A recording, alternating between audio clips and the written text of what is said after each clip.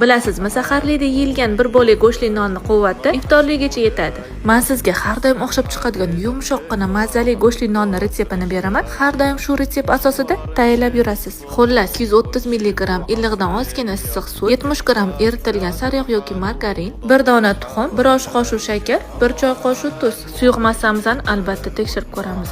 Illiqdan ozgina issiqroq bo'lishi kerak. 10 g drojjani solib, 450 g unimizni elakdan o'tkazib, yumshoqqina xamir qorib, oshirishga issiqroq joyga olib qo'yamiz. Ungacha nachinkasini tayyorlasak ham bo'ladi. Nachinkasiga xohlasangiz qiyma, xohlasangiz go'shtni mayda qilib to'g'rasangiz ham bo'ladi. 1 ga 2 miqdorda piyozni mayda qilib to'g'raysiz. Ya'ni 150 g go'sht bo'lsa, 300 g piyoz bo'ladi. Ozgina yog', ta'bga ko'ra tuz va ziravorlar. Nachinkamiz tayyor. Ungacha xamirimizni oshib, toshib ham ketaman deb turgan ekan. Xamirimizni teng miqdorda 2 ga bo'lib, xuddi shu shaklda nonlarimizni yasab olamiz.